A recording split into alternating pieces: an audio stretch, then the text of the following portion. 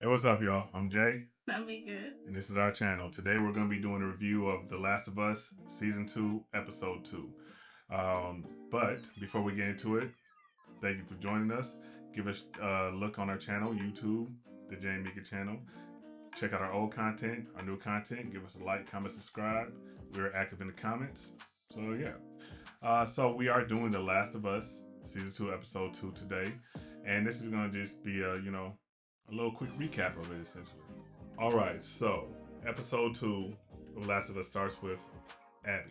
This is her dream sequence, essentially. She's back at the firefighter stronghold. They show the scene of her father, her going to see her father, being dead after, Joel did what he did to her, and that kind of validates, her anger towards going after him and her anger towards Yeah, him and whatnot. because Joel killed her dad.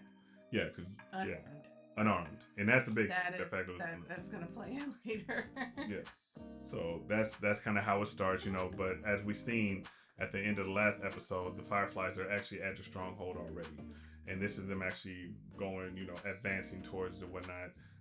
And there's a scene here where Ellie, she's on like a hill, and she ends up sliding down. Not really at it, but she loses her footing. She falls down, and she found there's a whole area where the infected are under other dead. Yeah, because I thought they were all dead. Yeah, Then I thought like, oh, they're frozen, so they can't move or something. I didn't know what was going on with that part. But yeah. I mean, but then you start to see one of them turn, and then they start coming out from underneath. So pretty much, essentially, they were like insulating the ones beneath them. that's weird. Is what was it's smart. As we seen in the previous one, they are starting to learn how to, they're evolving. Like Yeah, get more yeah. tactical and whatnot. So they end up chasing her to an area. She ends up climbing the wall. They come over the wall and everything. They're chasing her heavy, and she gets to this point where she's like behind this like fence to kind of keep her safe for the moment while she's trying to get away. But they start to just kind of compile, and they break the fence down and everything. Did And you see the part where the hand like yeah, went he like through like they're so strong, I guess, or something that he forced the hand and the wires went through yeah. the hand. And even the part where they came through, it was like, did they chew through it? No, they They either like broke ripped through it, or basically. yeah. Okay. But pretty much That this part was intense. I was sitting there like, yeah, this fence don't hold up pretty much. Die. but I literally was sitting there like, I would just die Yeah, I because it was. mean, truthfully, but she doesn't die. She doesn't She doesn't because die because somebody helps her. As you can see here, she gets. Let me pull this down a little bit for y'all, a little technical stuff. But as you can see, there, that's her bent under the fence. But then somebody reaches out to help her. We find out the person that reaches out to help her is Joel, the person she is looking for.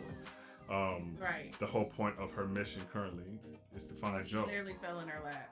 Yeah, Like he did. yeah. And the funny thing is, he saved her. Because you're sitting there like, Yeah. like, Let's be honest. If you know anything about the game, which yeah. some of us do, some of us don't. If you know anything about the game, you know What's to come? what's to come. You know the significance of this because it is the same in the game. Yeah. You know. Yeah, let's point that out. Yeah. It's pretty spot on. It's pretty spot on. you know. But whilst all this is happening, the stronghold back in I think it's Jacksonville or Jackson, whatever, Wyoming, where they're at. It's being the horde that was chasing her ends up turning. We see this from the perspective of Ellie, who was actually out on patrol at the same time, trying to find Joel to do a patrol with him. This is before the horde comes. She's actually just looking for him to patrol with him. But the horde ends up going to the town. And the town, though, they see them coming and they're ready. They've been prepared. They got, as you see, flamethrowers, you know what I'm saying? Barrels of gasoline and Gasoline, all sorts of stuff. Yeah. Like they're set. Makeshift weapons. Makeshift weapons, you know what I'm saying? Because they're prepared for this. Yeah. To do the best they can. So they're fighting them off and whatnot. But as I stated, the horde turns at a certain point for no apparent reason. But this is actually the apparent reason. The bloater. Mm-hmm. If you listen whilst they show them running, they turn, you can hear this sound, and it's actually the bloater calling the horde to them because they are like a more advanced version of them. Now listen, I know they're not called the infected. They're called the cordyceps. I do not feel like lisping through cordyceps all the time. So when I say infected, that's what I mean. So because I know, yeah, you're not saying the right name. That's what they are. Okay, cordyceps. But you know, whatever. So but they turn to go back because of that. That's a more advanced version of them. So it is what it is. And at a certain point, they start to kind of take over. They start to get, you know, a little bit more. They become their aggressors. But and this was one of the most gangster, but part to me because the thing to save the town is the dogs. And I ain't gonna lie, they rushed them. They handled business. They did. They pretty much were like the last little that they needed. So that was pretty dope to see. You know what I mean? Like I like that. And you had pointed out how how the dog's biting them and they're not getting turned. It's kind of like a Resident Evil. Yeah. When those birds, I don't know if y'all remember that when the birds were. And the dogs in Resident Evil. And the dogs too, yeah. So I was thinking the same thing, like the dogs wouldn't get the infection, but I guess maybe they're immune, and maybe it's something we missed in the first season that explains animals and that, but I don't know. Possibly. But yeah. I don't know, but or maybe I'm reading too much into it, but yeah, the dog saved the day. Yeah, good old Cujo. Cujo, they know that. But yeah, it comes through pretty much, and they save the day for them. So, but let's get to what really makes it. What we're here for. So, yeah, Abby gets Joel when the horde turns. He gets Joel to go to the Firefly area where they're at, saying, "Hey, we got supplies and stuff." And when they get there, she lets him know, "Hey," he just lets her crew know this is Joel. And you know, Abby goes about, you know, exacting her revenge on Joel. Essentially, what she's doing. Yeah. And I ain't gonna lie, damn near. And I know some people are very particular. And this, not only is it like shot for shot, but the little change that they made makes more sense to me, truthfully. Yeah. And we'll get to that in a second. But yeah, so you know, she's at Joel and everything, you know, let him know, hey, you killed my dad, and I'm going to kill you. I just want to say something. The acting in this scene was really good. Like, that girl did her thing. Yeah. Very believable. And I'm not super familiar with this, you know, like the games and all that kind of stuff, but I was like sitting there like tense, you know, because it was a really good scene. It really was. So I will say she did a great job.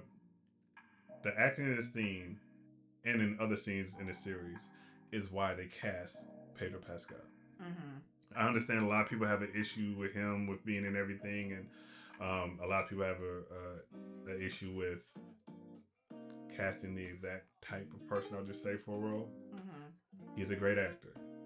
He did really good in this role. Could somebody else have done great? Yes, but he showed that he can, and that's why he did. And he actually kind of looked like Joe. Like, if you put the pictures side by side, it's like, I mean, they did a great job. Yeah, they did. So, this was a really good scene of the two of them, you know, and everything. She shoots him with a shotgun in the leg, as in the game. She gets the golf club, as in the game, as you see here. You know, and she gives the famous line that you don't get to rush this. And she exacts her revenge in a methodical way. During the process, Ellie does show up, as in the game, and, you know, tries to... shot for shot, they did with this, which was really great. But just like in the game, she can't stop Abby from doing what she does. And the only difference in the game is, in the game, the final blow is a strike from the golf club. In the show, she breaks the golf club, so she's punching him, and when Allie comes, she, you know, takes it, she stabs him with the broken part of the golf club through the neck, which makes a lot of sense. I actually seen other people, this is not my thought, but that's how she would get rid of an infected. Because it has to be a quick final thing, so that's how she's adept to doing that. So that's why that makes sense. Yeah, makes a lot of sense. So and Ellie had to watch that. And then, as in the game, Ellie tells her, "I'm gonna kill you." You know, and that does happen in the game. She said in the show, and I'm not telling you whether that happens in the game or not, but she says that, which ends up being a very important thing. I'll just point that out. But you know, that happens, and you know, well, Joel's gone. And once again, if you look at the video game, this is like exactly what he looks like when he dies in the video game. Like it's literally a shot to shot. Yeah. Yeah. Like to the hair follicle was shot. I have an issue with this, honestly, but I'll say I just want to speak on just like the emotions behind the entire scene. Like it was just a mixed bag of emotions. Like you felt for everybody in the scene. Like the girl that killed Joe, you understood because it's like, and she explained that you killed my dad. He was unarmed. Like you shot him in the head. Like, you know what I mean? And at that moment, I'm not knowing a whole lot about Joe, but I'm sitting there like, damn, that's messed up. Like, you know, so I'm looking at him, and then you see like, yeah, you made this point. You were saying like he was like, yeah, you're right about that. Go ahead and get it over with type thing. He was like, I guess it's my time type of thing. So you understood that, and then like Ellie just like her feelings behind it. This is basically like a father figure to her, and she's watching him be killed. You know, it was just really, really sad. Yeah, the whole was sad. It was hard to watch, but good scene. The wildest thing about The Last of Us, and we're at the end pretty much. Yeah, it's all about daughter, father, daughter dynamics. Joel, it starts. He lost his daughter. Ellie doesn't have her parents. She meets Joel. He's his father, her father. Joel takes Abby's father. Then Ellie has to see her losing it. Like it's all boom, boom, boom, boom, boom, boom because it's, you know, it's just lost. So it's very powerful that it goes back and forth like that and everything, you know. And I'm very curious to see how they go forward without, you know, with that. Because even though I know certain things that happened, I played the first game, I didn't play the second game. So that's another thing. So I'm kind of watching this in real time with you all also. And I'm gonna address this really quickly. Two things I want to address, and I kind of addressed it a second ago with the Joel pedropascal thing. Abby, she does a great job acting. Great job. Is she a 5'10" swole ass person that she is in the game? No, she's not. No. But she is still a military trained woman, and she is killing that role. Yeah. But Pedro or Joel and Abby are not the reason I'm bringing this up. Ellie is the reason I'm bringing this up. I hear a bunch of people online crying about, and they haven't been doing this since season 1, but guess what? I was not reviewing season 1, I'm reviewing season 2. Right. Crying about, oh, she looks this way, she's like this, you know what I'm saying? She's, what's the term? I'm not doing that right now, yeah. But yeah. No, but I'm saying that because at the end of the day, they don't like her look, and she is a good actress. She's doing a great job in this role. Stop being babies. Yeah, like would you rather sacrifice how good a person can play a role just to have them look like the character? Yeah, and I mean, let's be fair. I mean, she's not so far off. I mean, it's a video game for number one. She looks like a 19-year-old. She looks like a 19-year-old girl, and I mean, like her acting it doesn't even matter.